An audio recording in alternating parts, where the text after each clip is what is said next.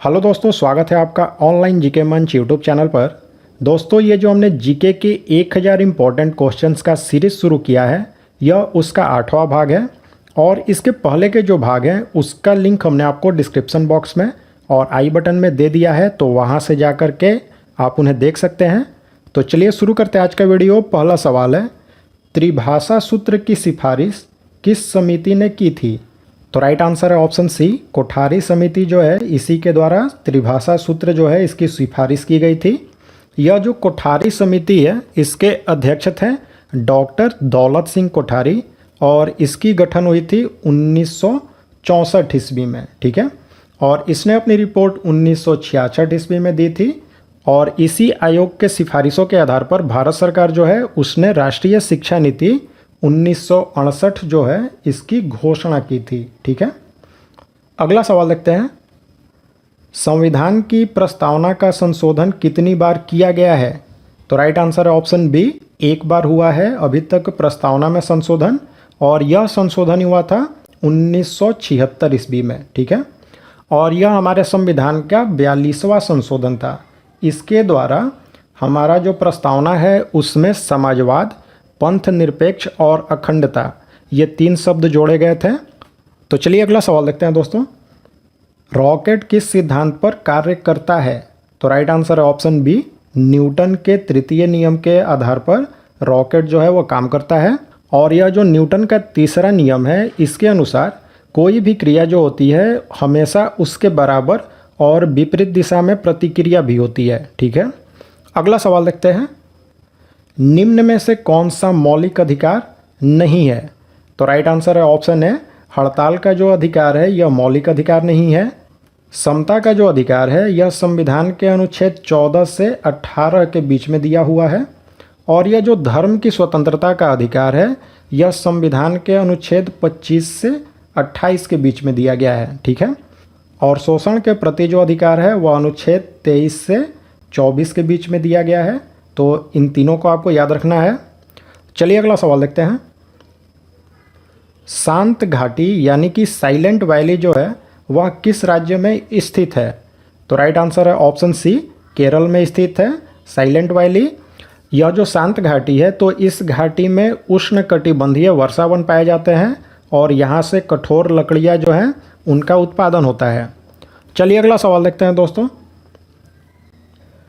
वृत्ताकार पथ के चारों ओर पिंड की गति किसका उदाहरण है? तो राइट आंसर है ऑप्शन है, समान चाल और परिवर्ती वेग का उदाहरण है।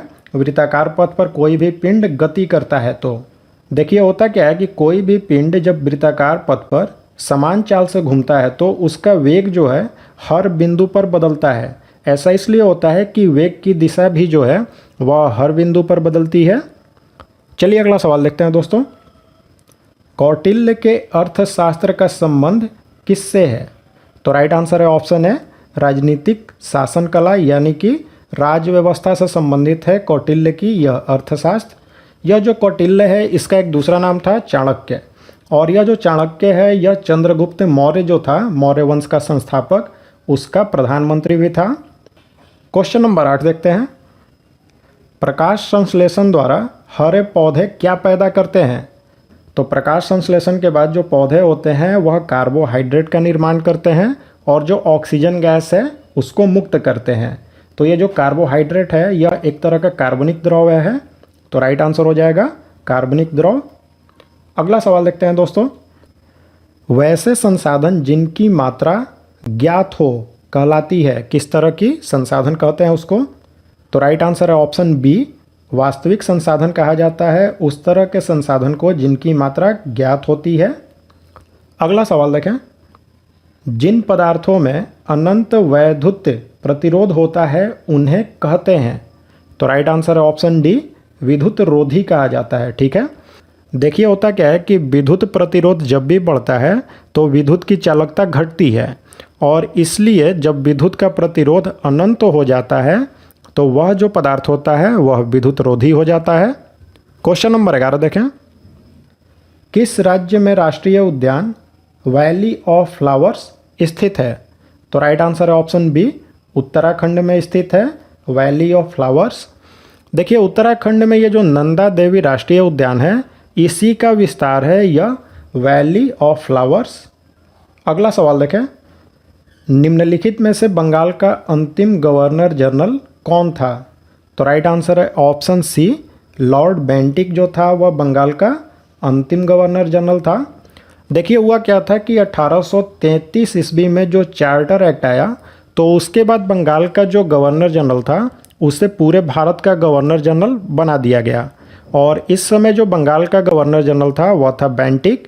तो इस तरह से बंगाल का अंतिम गवर्नर जनरल और भारत का पहला गवर्नर जनरल, यह दोनों लॉर्ड बेंटिक ही था। अगला सवाल देखते हैं, वह वर्णक जो पेड़ पौधों को पराबैंगनी किरणों के दुष्प्रभाव से बचाता है, वह इनमें से कौन सा है? तो राइट आंसर है ऑप्शन ए, कैरोटीनॉइड नाम का जो वर्णक होता है पेड़ पौधों में, वही उनको पराबैंगनी किरणों के दुष्प्रभाव से बचाता है। क्वेश्चन नंबर 14 देखें, इलेक्ट्रॉन प्राप्त करने की प्रक्रिया को क्या कहते हैं? तो राइट आंसर है ऑप्शन ए, अपचयन कहा जाता है। तो यहाँ पर आप अपचयन को समझ लीजिए। देखिए होता क्या है कि किसी भी रासायनिक अभिक्रिया में तत्व या यौगिक जो होते हैं, जब वो इलेक्ट्रॉन को ग्रहण करते हैं तो उसको अपचयन कहा जाता है, यानी कि रिडक्शन कहते हैं। और इलेक्ट्रॉन का जब वो त्याग करते हैं तो वह ऑक्सीकरण होता है।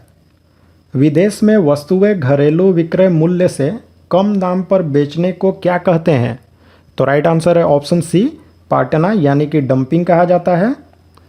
क्वेश्चन नंबर 16 है, प्रतिवर्ती प्रतिलिपि यानी कि रिवर्स ट्रांसक्रिप्शन जो है, इसकी खोज किसके द्वारा की गई थी?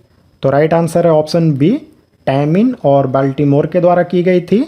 और इसी खोज के लिए इन्हें 1975 ईस्वी में चिकित्सा का नोबेल पुरस्कार भी मिला था।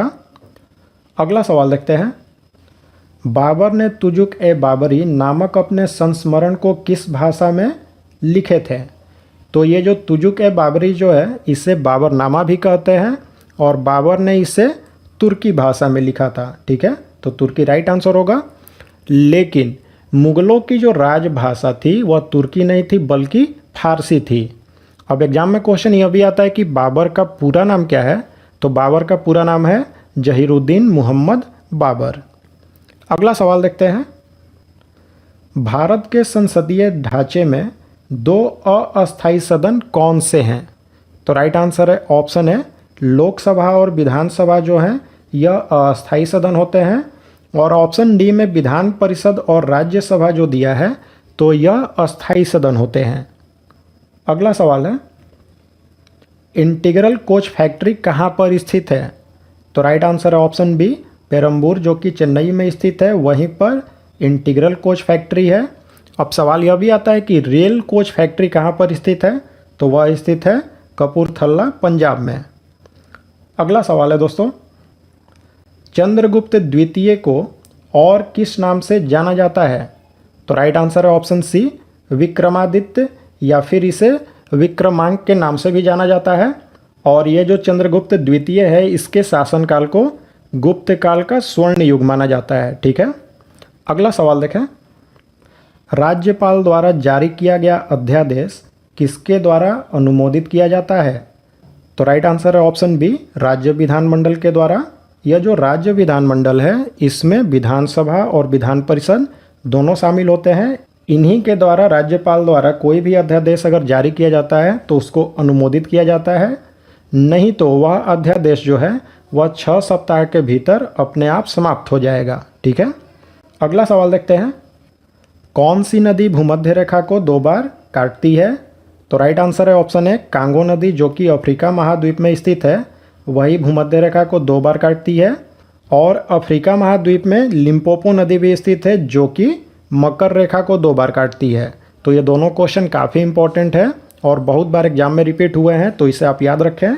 कांगो नदी जो है वह भूमध्य रेखा को 2 बार काटती है और मकर रेखा को 2 बार काटती है लिम्पोपो नदी। और ये दोनों जो नदियां हैं यह अफ्रीका महाद्वीप में स्थित हैं।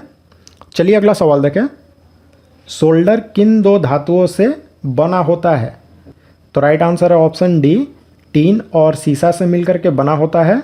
और ये जो सोल्डर होता है, इसमें सीसा की मात्रा होती है 67% और जो टीन है इसकी मात्रा होती है 33%। और ये जो शोल्डर है इसे टाका के नाम से भी जानते हैं। ठीक है, अगला सवाल देखते हैं। आरबीसी का कब्रिस्तान किसे कहा जाता है? तो राइट आंसर है ऑप्शन बी, प्लीहा, यानी कि स्प्लीन जो है उसी को आरबीसी का कब्रिस्तान कहते हैं। कामाख्या मंदिर भारत के किस राज्य में स्थित है? यह जो कामाख्या मंदिर है यह असम के गुवाहाटी के नज़दीक एक नीलांचल पर्वत है, वहीं पर स्थित है। तो राइट आंसर हो जाएगा असम।